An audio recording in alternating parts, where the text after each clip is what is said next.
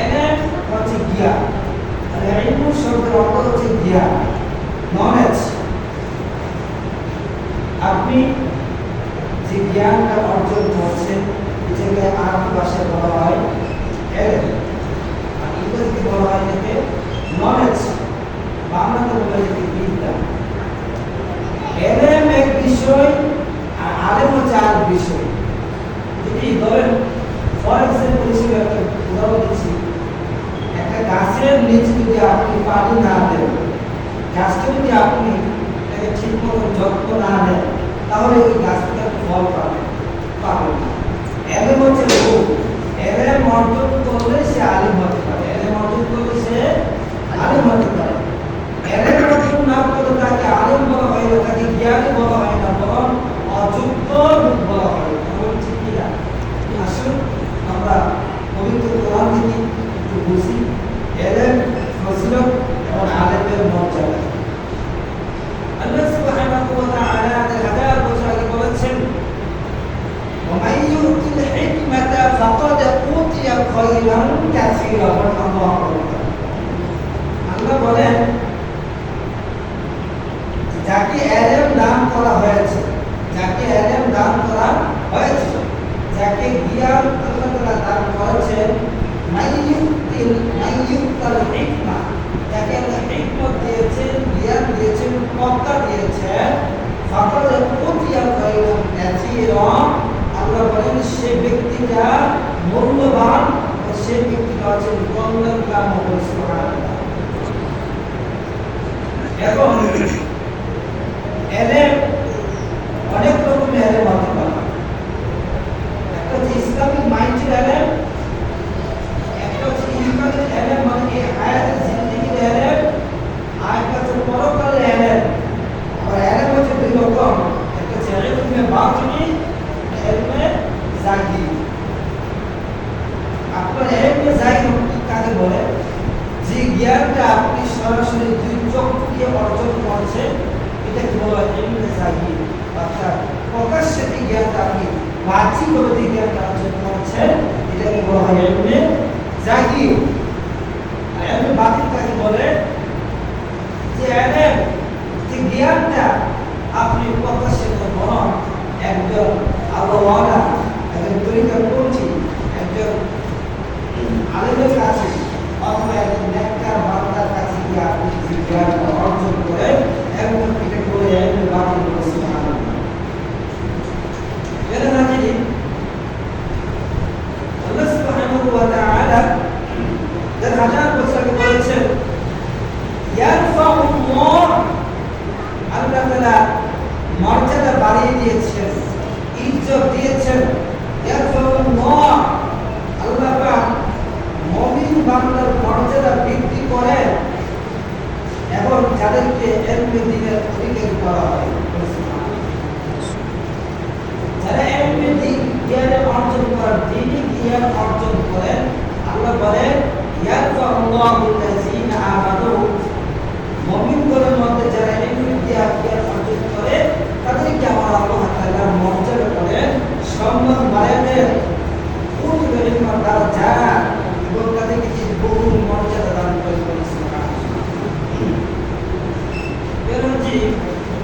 পবিত্র কোরআনের ছাড়াও আল্লাহ বলেছেন তালাবুল ইলমি ফারিদাতুন আলা কুল্লি মুসলিম। এটা আমাদের হাদিস। তালাবুল ইলমি ফারিদাতুন আলা কুল্লি মুসলিম, প্রত্যেকটা নর নারী, প্রত্যেকটা যারা মুসলমান, নর নারী, ছোট বড়, বয়স্ক সকলের উপরে ইলমে জ্ঞান অর্জন করে কি ফরজ। জ্ঞান অর্জন করে কি ফরজ। দেখেন এই পৃথিবীতে যত মানুষ এসেছে তারা কোনো না কোনো দাবি হয়েছে জ্ঞানের মাধ্যমে। চুরি, বাটপারি, লুটপাট এগুলো করে কিন্তু আর দাবি হতে পারে না। যতক্ষণ আপনি সামনে থাকবেন তাকে আপনি বলে তাকে সম্মান করতেছেন, কিন্তু প্রকৃতভাবে যারা পৃথিবীতে সম্মানিত হয়েছে, যারা পৃথিবীতে দামি হয়েছে, তাদেরকে তাদের জ্ঞানের মাধ্যমে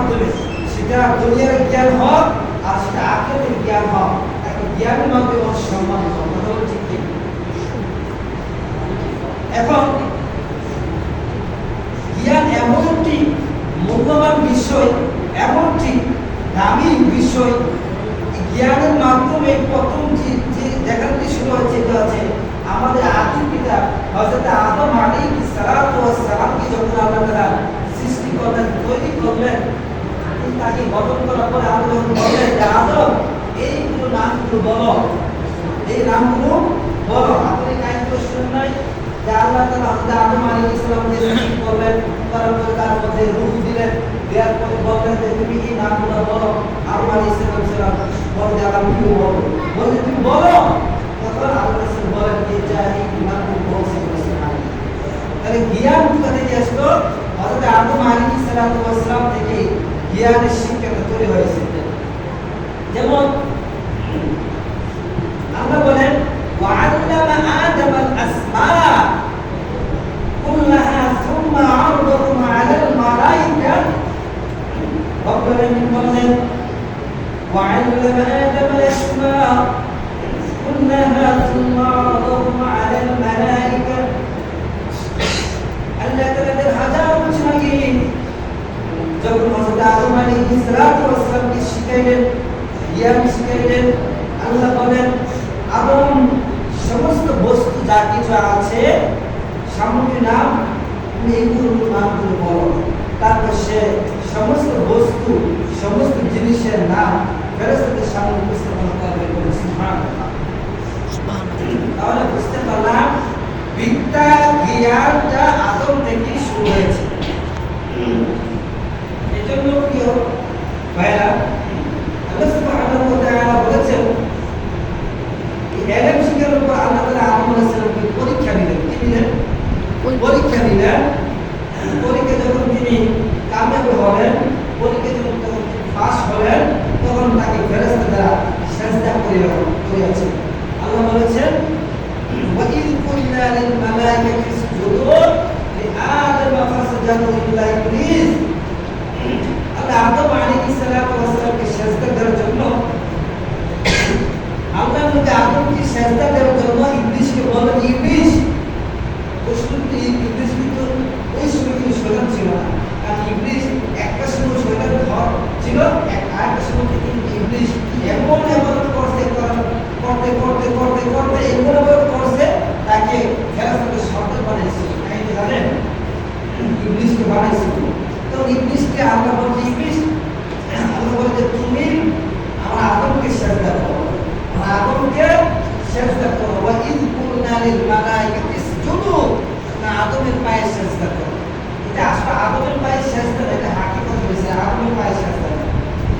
এজন্য নূরে মুহাম্মদের আয়াতটি পড়া আমি ইলমের সম্পর্কে আলোচনা করছি, যে শুনেন। আমরা বলেন যে ইবলিস মানে ইবলিসকে বলে সত্যি কিছু ছিল না। আল্লাহ বলে তুমি আদমকে সিজদা করো, তো ইবলিস বলে না আদমকে সিজদা করো না। মানে আদম হচ্ছে মাটির তৈরি, আর আমি ইবলিস হচ্ছে নূরের তৈরি। নাউজুবিল্লাহ। আল্লাহ বলে তুমি সিজদা করো, আর ইবলিস বলে না আমি পারবো না।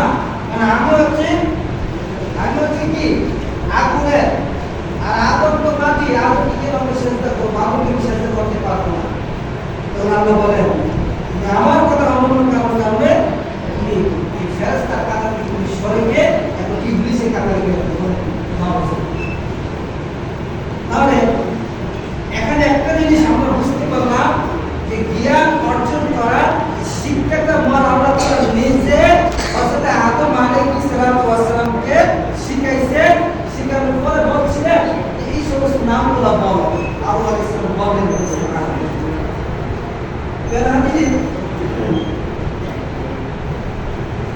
সকল অপর যত খারাপ কাজ আছে, পৃথিবীতে সমস্ত যত খারাপ কাজ আছে, খারাপ কাজগুলো হয় অমূর্খ দ্বারা।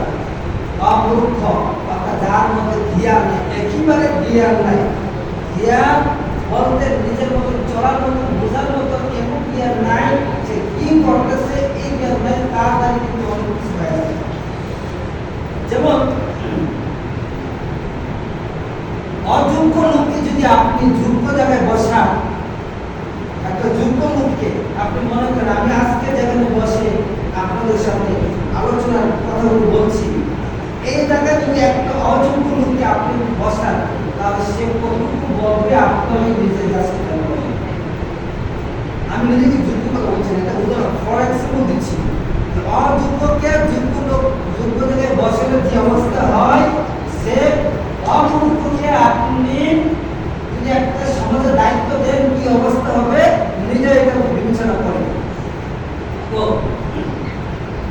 জ্ঞানের ধারাটা আবার শুরু হয়েছে আমাদের প্রিয় নবীজির মাধ্যমে। আল্লাহ সুবহানাহু ওয়া তাআলা তার হাজার বছর আগে বলেছেন, ইকরা বিসমি রাব্বিকাল্লাযী খালাক।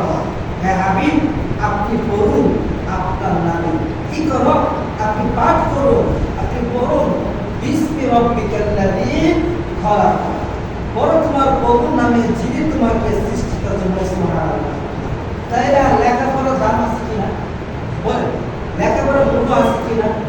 আজকে আমাদের যারা বলি আমরা পড়াশোনা করে চাকরি পাই না, আসলে শুধু সরকারি গভর্নমেন্টের বুঝতে হবে না, নিজেদেরও দোষ আছে। আমরা এমন লেবিটি মানে পড়াশোনা করি, এমন পড়াশোনা করি ইংরেজিতে নিজের নামটাও দেখতে পারি না, আছে কিনা? সরকারকে দূর করে চলবে, বরং নিজেদের জ্ঞানটাকে বুঝাতে হবে যে আসলে আমরা কি পড়াশোনা করতেছি, আমাদেরকে জাস্টিফাই করতে হবে। আল্লাহ তাআলা তার হাজার বছর আগে বলেছেন, ইকরা বিসমি রাব্বিকাল্লাযী, পড়ো তোমার প্রভুর নামে যিনি তোমাকে সৃষ্টি করেছেন। সুবহানাল্লাহ। তাহলে লেখাপড়ার মূল্য আছে। কেমন মূল্য আছে? পৃথিবীর সৃষ্টির শুরুতে আদম আলাইহিস সালামকে শিক্ষা দিয়েছেন। পৃথিবীর সৃষ্টি হওয়ার পরে আমাদের নূর নবীর মাধ্যমে আল্লাহ বলেছেন, ইকরা, পড়ো। আগে পড়ার কথা বলেছেন আল্লাহ, বলেন না আগে লেখো। আল্লাহ লেখার কথা বলেছেন, আল্লাহ পড়ার কথা বলেছেন। সুবহানাল্লাহ। এর হাজিরিন, কোরআনের আলোকে ইলমের ফজিলত, জ্ঞানের ফজিলত আসেন আমি কি বুঝি।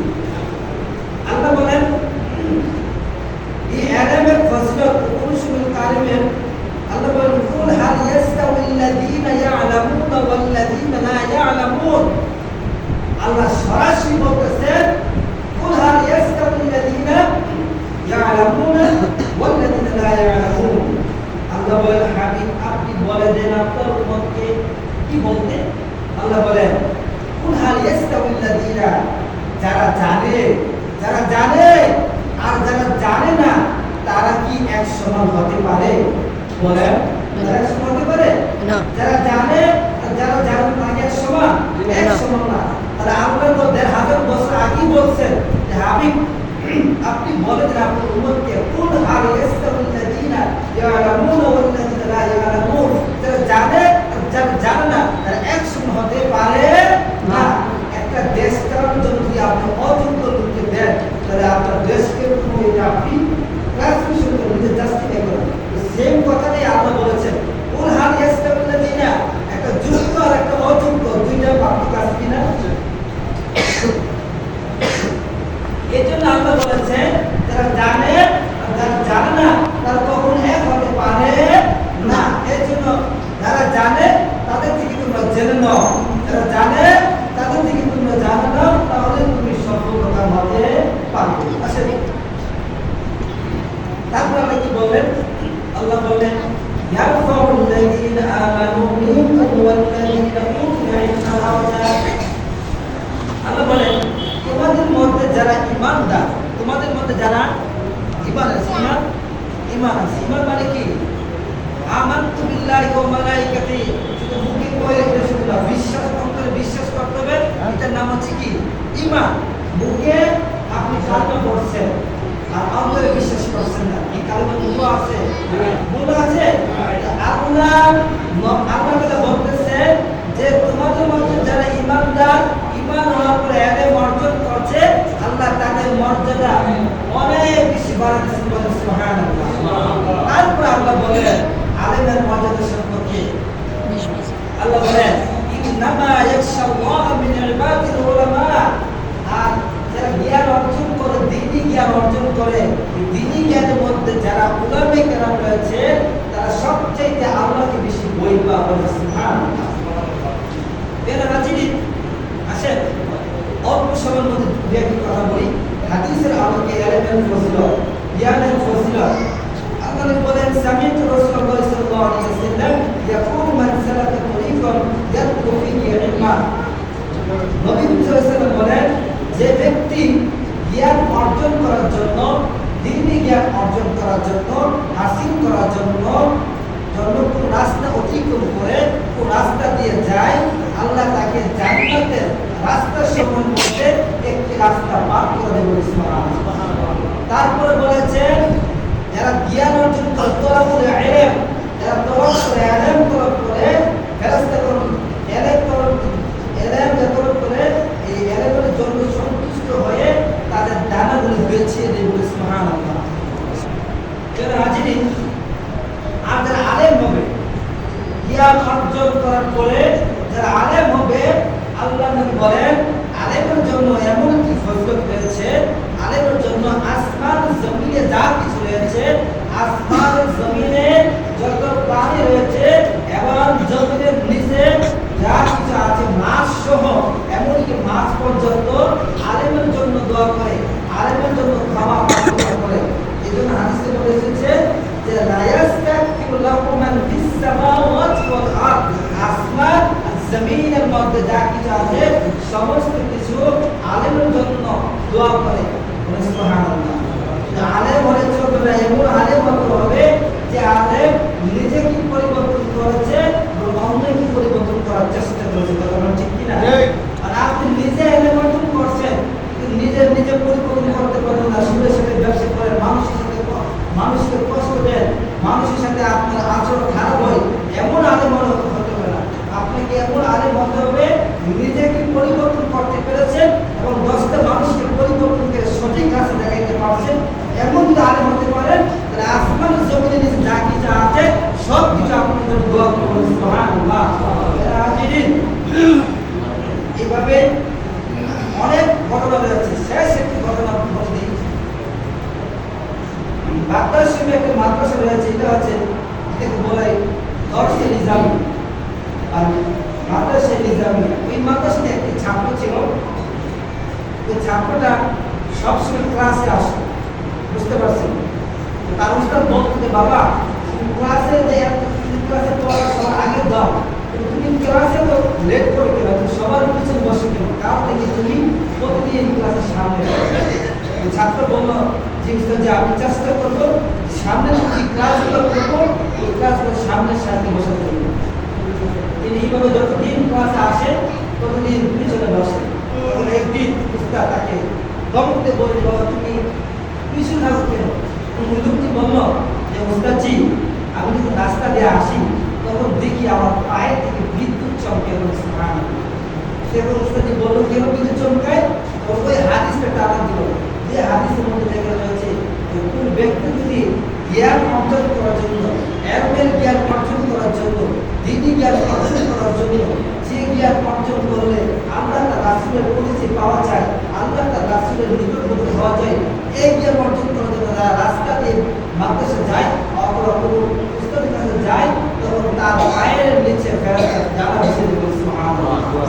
আর ওই লোকটি কোনো সাধারণ ছিল না, ওই লোকটি ছিল ইমাম গাজ্জালি রাহমাতুল্লাহি আলাইহি।